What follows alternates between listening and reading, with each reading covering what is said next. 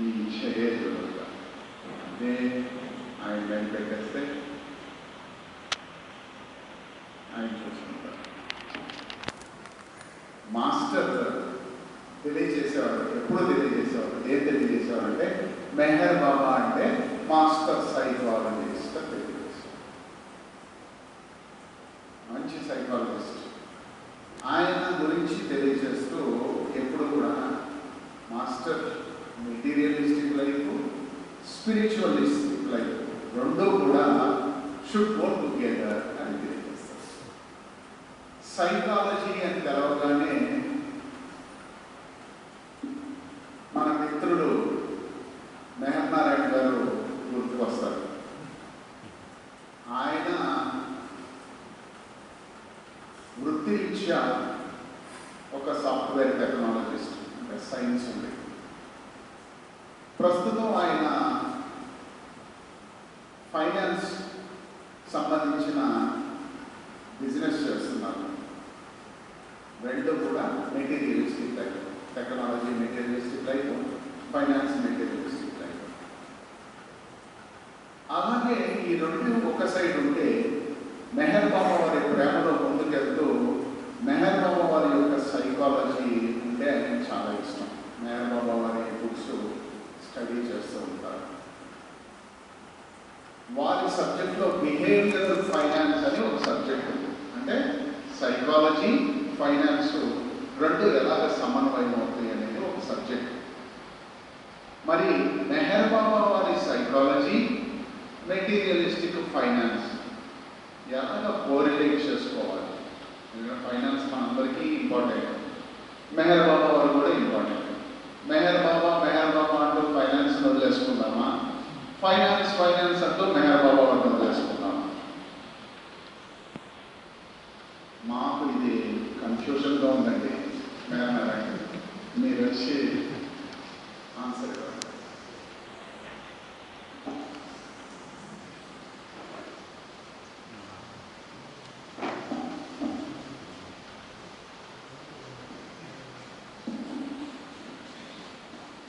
జై బాబా. నిజాత్మ స్వరూపులైన గురుదేవులకు సరిస్తూ వచ్చి నమస్కరిస్తూ గురుదేవులు తెలియజేస్తూ ఉంటారు, ఆధ్యాత్మిక జీవితం వేరు, భౌతిక జీవితం వేరు అని అనుకోవద్దు. మీరు ఏ జీవితం అయితే జీవిస్తున్నారో దాన్ని ఆధ్యాత్మిక దృక్పథంతో జీవించడానికి ప్రయత్నం చేసినట్లయితే అన్నింటిలోనే సమన్వయం కుదురుతుంది అని తెలియజేస్తుంది. మరి ఆధ్యాత్మిక దృక్పథం అంటే ఏంటి?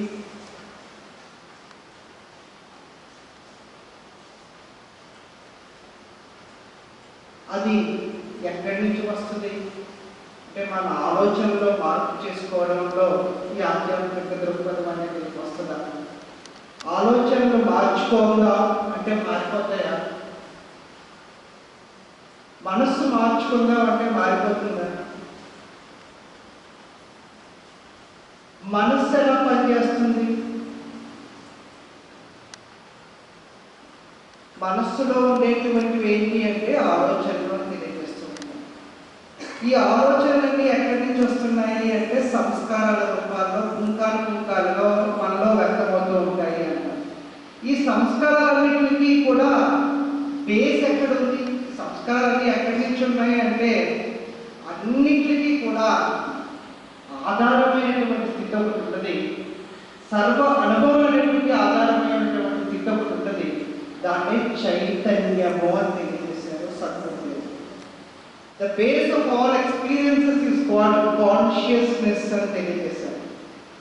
అటువంటి చైతన్యాన్ని, అటువంటి చైతన్య స్వరూపుడైనటువంటి సద్గురువు యొక్క చైతన్యాన్ని అధ్యయనం చేయడమే ఈ మెహర్ చైతన్య ఉన్నత అధ్యయన కేంద్రం యొక్క ముఖ్య ఉద్దేశంగా కూడా తెలియజేశారు. ఎందుకంటే ఉన్నతోన్నత చైతన్యం ఎవరికి ఉంటుంది అంటే అవతార పురుషుడికి ఉంటుంది. ఆయన జీవించుకున్నప్పుడు తర్వాత సద్గురువుగా ఉన్నతోన్నత చైతన్యం, వాళ్ళ చైతన్యానికి సంబంధించినటువంటి అధ్యయనం చేయడమే ఈ మెహర్ చైతన్యం యొక్క అధ్యయన కేంద్రం యొక్క ముఖ్య ఉద్దేశంగా తెలియజేశారు. చైతన్యము అంటే ఆధారమై ఉన్నటువంటి స్థితి. దేనికి ఆధారం? సర్వ అనుభవాలన్నింటికి ఆధారంగా ఉన్నటువంటి స్థితిని చైతన్యము అని తెలియజేశారు. సో మనం దేనికైనా సొల్యూషన్ అనేది ఫైండ్ అవుట్ చేయాలి అంటే రూట్ కాజ్లోకి వెళ్ళి సొల్యూషన్ అనేది ఫైండ్ అవుట్ చేయాలి అని తెలియజేస్తూ ఉంటారు. మరి రూట్ కాజ్ ఎక్కడ ఉంది అంటే ఆధారమై ఉన్నటువంటి స్థితికి మన యొక్క ఎరుక ప్రవేశించాలి అని తెలియజేశారు. ఈ ఇన్స్టిట్యూట్ యొక్క ముఖ్య ఉద్దేశం ఏంటంటే చైతన్యం యొక్క ఎరుక కూడా మనం పొంది ఉండాలి, ఎరుకతో కూడినటువంటి చైతన్యంతో కూడా జీవించి ఉండాలి. అంటే awareness of consciousness and conscious awareness అని తెలియజేశారు. ఇది ఏ విధంగా వస్తుంది, దేనికి ఈ ప్రయత్నం అంతా ఎలా జరగాలి అంటే దానికి మనకి అనేక ఉదాహరణలు ఇస్తూ వచ్చారు మాస్టర్స్. నాకు వృత్తిరీత్యా కూడా అంటే అప్పుడప్పుడు కూడా మాకు ట్రైనింగ్స్ ఇస్తూ ఉండేవారు.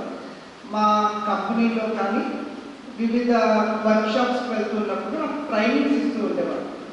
ఆ ట్రైనింగ్స్లో మాకు ముఖ్యమైనటువంటి ట్రైనింగ్ ఏంటంటే ఐడెంటిఫైయింగ్, అంటే మాలో మేము ఐడెంటిఫై చేయాలి కాబట్టి, అంటే వెతకాలంట. ఏం వెతకాలి అంటే unidentified biases in work force management training ఏర్పాటు చేశారండి మా కంపెనీ వాళ్ళు. ఈ పేరు ఏంటంటే చాలా కొత్తగా ఉంది. Identifying the unidentified biases in work force management అని ఒక ట్రైనింగ్ ఏర్పాటు చేశారు మా కంపెనీ వాళ్ళు. ఏంటి ఈ ట్రైనింగ్ యొక్క ముఖ్య ఉద్దేశం అంటే పెద్ద పెద్ద కంపెనీలు కానీ సంస్థలు కానీ ఎందుకు ఉత్తీర్ణత సాధించలేకపోతున్నాయి అంటే, ఎందుకు వాళ్ళు ఆశించిన విధంగా పనిచేయలేకపోతున్నాయి అంటే దానికి కారణం ఏమన్నారంటే మనకి తెలియకుండానే మనలో కొన్ని బయాసెస్ ఉన్నాయి అని తెలియజేస్తూ ఉన్నారు. కంపెనీ వాళ్ళు రీసెర్చ్ చేసి, సైంటిస్ట్ రీసెర్చ్ చేసి, ఎనలైజ్ చేసి మనకి తెలియకుండానే కొన్ని ముద్రలు దాగి ఉన్నాయి అని తెలియజేశారండి. కంపెనీ వాళ్ళు అందరూ కూడా రీసెర్చ్ చేశారు. ఆ రీసెర్చ్లో తెలియజేశారు. ఆ ముద్రలు ఏంటి అంటే మనకి తెలియకుండానే మనం చిన్నతనం నుంచి పుట్టి పెరిగినటువంటి వాతావరణంలో కొన్ని అలవాటు పరుచుకుని పద్ధతులు కొన్ని విధమైనటువంటి ఆచారాలకు అలవాటు పడిపోతూ ఉంటాం, కొన్ని పద్ధతులకు అలవాటు పడిపోతూ ఉంటాం, కొన్ని నియమాలకు అలవాటు పడిపోతూ ఉంటాం. ఇలా మనం ఒక మనస్సుని ఒక విధమైనటువంటి వరవడిలోకి అలవాటు పడిపోయి జీవిస్తూ ఉంటాం. సో ఈ అలవాట్లన్నీ ఏం చేస్తున్నాయి అంటే నిజంగా ఆలోచించాల్సినప్పుడు కరెక్ట్గా ఆ విషయంగా ఆలోచించలేకపోతాం. అంతకు ముందు మనం ఏదైతే అలవాటు పరుచుకున్నామో ఆ విధంగానే దాన్ని ఆలోచించగలుగుతున్నాం, కానీ యథార్థమైనటువంటి ఆలోచన కానీ అవగాహన కానీ ఆ విషయం పైన మనకు రావడం లేదు అని సైంటిస్ట్ అనలిస్ట్ అందరూ కూడా ఒక రీసెర్చ్ చేసి, ఇదే మీ సంస్థ కానీ మీ వ్యాపారం కానీ మీ యొక్క భౌతికమైన అభివృద్ధికి ఆటంకంగా నిలుస్తుంది ఏంటంటే మీరు చిన్నతనం నుంచి నేర్చుకుని అలవాటు పడి ఉన్నటువంటి ముద్రలు అని తెలియజేశారు. వాటిని ముందు మీరు ఐడెంటిఫై చేసిన వాటిని మీరు ఒక కాగితం మీద పెట్టగలిగితే, పెట్టిన వాటిని మీరు ఎందుకు ఆ విధంగా చేస్తున్నారో తెలుసుకుని దాని నుంచి మీరు బయటపడగలిగితే అప్పుడు మీ సంస్థ యొక్క పనితీరులో మార్పు వస్తుంది అని ఆ ట్రైనింగ్ యొక్క ముఖ్య ఉద్దేశం. ఏంటి ముద్రలు, ఏంటి మనం అలవాటు పడిపోయాం ఈ మనసులో, ఇవన్నీ కూడా ఆ ట్రైనింగ్ లోపల ప్రతిరోజు 8 గంటల ట్రైనింగ్ అండి. ఉదయం 9 గంటల తర్వాత సాయంత్రం 5 గంటలకు వచ్చేవారు. అనేకమైనటువంటి చెప్పేవారు ఇలా చేస్తున్నారు, మీరు ఇలా చేస్తున్నారు, తప్పుడు అలా చేస్తున్నారని చెప్పేవారు. ఇందులో మాకు ఇంట్రెస్టింగ్గా అనిపించినటువంటి ఒక ఆస్పెక్ట్ ఏంటంటే మాకు 5 రెజ్యూమ్స్ ఇచ్చారండి. అంటే మనం ఒకరిని ఇంటర్వ్యూ చేయాలి అంటే వాళ్ళ యొక్క బయోడేటాలు అంటారు. 5 బయోడేటాలు ఇచ్చేవారు మాకు. నాకు 5, మరొకరికి 5, మరొకరికి 5. ఆ బయోడేటాలో ఏం రాసేవారంటే పేరు ఒకటి రాసేవారు, వాళ్ళ యొక్క బలాలు బలహీనతలు అన్నీ కూడా రాసేవారు. 5 కూడా ఎవాల్యుయేట్ చేయమనేవారు. వాళ్ళు ఎలాగా వాళ్ళకి ఎన్ని మార్కులు వేస్తారో మీరు ఒకసారి అంచనా వేయమనేవారు. మేము 5 మార్కులు వేసిన తర్వాత అందరూ పూర్తి అయిపోయిన తర్వాత పేపర్స్ అన్నీ తీసుకొచ్చి మీకు ఇందులో ఒకటి గుర్తించారా అని అడిగారు. అందరూ కూడా ఎన్ని చదివామో వాళ్ళ యొక్క బలాలనుగుణంగా బలహీనతలు మేము మార్కులు వేసామన్నాం. అప్పుడు వాళ్ళు చెప్పారు, ఈ 5 ఒకటే తెలుసా మీకు, పేర్లు మార్చిచ్చాం, వాళ్ళ బలాలు మార్చాం, బలహీనతలు మార్చాం, పైకి కిందకి మార్చాం, కానీ మీరు మార్కులు వేయడంలో ఒకరికి ఎక్కువ వేశారు, ఒకరికి తక్కువ వేశారు అని చెప్పారు. ఇదేంటి ఎలా సాధ్యం, మేము కరెక్ట్గానే వేసాం కదా అనుకున్నాం. నారాయణ ఎక్కడి నుంచి వచ్చాడు అంటే పలానా కాకినాడ వాస్తవుడు, పలానా పెద్దాడ వాస్తవుడు అని చెప్తూ ఉంటారు. అలా నాకు దగ్గరగా ఉన్నటువంటి పేరు 3 వాళ్ళకి నాకు తెలియకుండానే నా మనసులో ఒక ముద్ర దాచింది, వీళ్ళ మన వాళ్ళే అనేటువంటి ముద్ర. ఎక్కడో మార్క్ ఎక్కువ. అలాగే వాడు నేను నేర్చుకున్నటువంటి కంప్యూటర్ సైన్స్ నేర్చుకుంటే వీడు మన కోర్సే నేర్చుకున్నాడు కదా అని నాకు తెలియకుండా ఇంకో మార్క్ ఎక్కువ వేయడం జరిగింది. ఇలా ఏం జరిగిందంటే ఎక్కడో నాలో ఉన్నటువంటి ముద్రలో అతని మీద ఒక అభిప్రాయానికి గురి చేసి అతను అంచనా వేయడం జరిగింది. అంటే మనం లోకాన్ని ఎలా చూస్తున్నాము అంటే మనలో ఏది దాగుందో, మనలో ఏ ముద్రలు అయితే దాగున్నాయో, ఏ సంస్కారాలు అయితే దాగున్నాయో ఆ విధంగానే ఎదుటి వ్యక్తిని చూడటం అలవాటు పడిపోయి జీవిస్తున్నాము. ఇదే కంపెనీ యొక్క పెరుగుదలకి అవరోధంగా మారుతుంది అనేటువంటి విషయాన్ని వాళ్ళు అనాలిసిస్ చేసి రీసెర్చ్ చేసి గుర్తు పెట్టుకుని మాకు ట్రైనింగ్ ఇచ్చారు. ఏంటి ఈ అన్నింటిలోనే ముఖ్యమైనటువంటిది ఏంటంటే ముద్రలు అని చెప్పారు. ఈ ముద్రలకు సంబంధించిన అధ్యయనం ఎక్కడ జరుగుతుంది, ఈ ముద్రలన్నింటినీ కూడా రహితపరిచేటువంటి అధ్యయన కేంద్రం ఎక్కడ ఉంది అంటే మహత్ చైతన్య అధ్యయన కేంద్రమే. ఈ ప్రీ కన్సీవ్డ్ నోషన్స్ అన్నింటినీ కూడా మనలో ఉన్నటువంటి ముద్రలన్నింటినీ కూడా రహితపరచగలిగేటువంటి కేంద్రమై ఈ ధృని కార్యక్రమంగా గురుదేవులు మనకు ప్రవేశపెట్టి ఉన్నారు.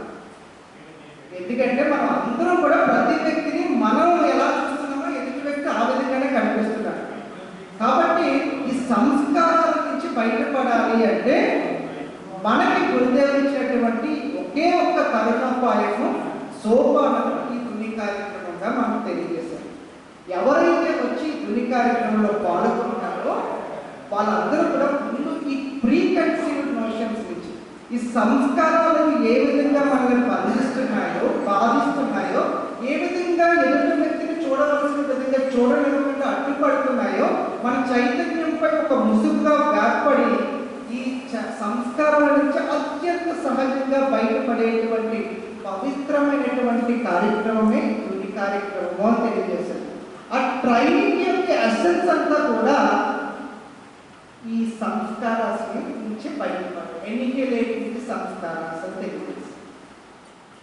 ఎన్నికలేటింది సంస్కారాసం తెలియజేస్తారు. అది ఆ ట్రైనింగ్ యొక్క ముఖ్య ఉద్దేశం తెలియజేస్తాం. అలాగే మేము వృత్తిరీత్యా కానీ వ్యాపారంలో కానీ ఏం చేస్తూ ఉంటామంటే వాటిని ఎలా చూస్తామంటే ఆ బయాసెస్ ఆధారంగానే చేస్తూ ఉంటాం. ఈ బయాసెస్ మన అన్నింటికి అవరోధంగా నిలుస్తున్నాయి అని తెలియజేస్తూ ఉంటాం. సో వ్యాపారంలో కానీ ఆధ్యాత్మికంగా కానీ మనం సమన్వయం ఏర్పాటు చేసుకోవాలి అంటే ఈ బయాస్ నేచర్ నుంచి బయటపడాలి. అంటే వీడు నాకు ఇష్టం, వాడు నాకు ఇష్టం అనేది, అంటే ఇష్టం అనేది ఒకటి, అయిష్టం అనేది ఒకటి, ప్రీతి అనేది ఒకటి, అప్రీతి అనేది ఒకటి, లైక్ అనేది ఒకటి, డిస్లైక్ అనేది ఒకటి. ఈ రెండింటి నుంచి మనం బయటపడాలి అంటే రెండింటిని సమానంగా స్వీకరించగలిగేటువంటి స్థితి మనకి రావాలి అంటే వాటిల్లో ఉన్నటువంటి యథార్థాన్ని అవగాహన పంచుకోవాలి. ఆ అవగాహన పంచుకోవడానికి ఆధ్యాత్మిక దృక్పథం అనేటువంటిది దోహదము చేస్తుంది. ఇందాక ఆవిడ చెప్పారు, ప్రత్యేక ప్రజ్ఞాపద్యంలో అనేక శ్లోకాలు చెప్పారు. చిత్తము అన్నారు, మనస్సు అన్నారు, బుద్ధి అన్నారు, అహము అన్నారు. చిత్తములో దాగి ఉన్నాయి మనం తెచ్చుకున్నటువంటి సంస్కారాలు అన్నీ అన్నారు, గత జన్మలో తెచ్చుకున్నటువంటి సంస్కారం. అవి మనకి అడ్డుగా నిలుస్తున్నాయి అని తెలియజేస్తుంది. సో వీటి నుంచి మనం బయటపడాలి అంటే ముందుగా ఆధ్యాత్మిక దృక్పథం అనేటువంటిది అవసరం. ఆధ్యాత్మిక దృక్పథం అంటే సరే, సంస్కారాలు అనేటువంటివి అడ్డు అని తెలుసుకుంటాం. అసలు సంస్కారాల నుంచి బయటపడాలి అంటే ముందు ఆధ్యాత్మిక దృక్పథంతో జీవించాలి అనేది కూడా తెలుసుకుంటాం. అసలు ఆధ్యాత్మిక దృక్పథంతో జీవించడం అంటే అది గతపెట్టి అయింది కాబట్టి తర్వాత సెషన్లో కంటిన్యూ చేయమంటే ప్రయత్నం చేద్దాం.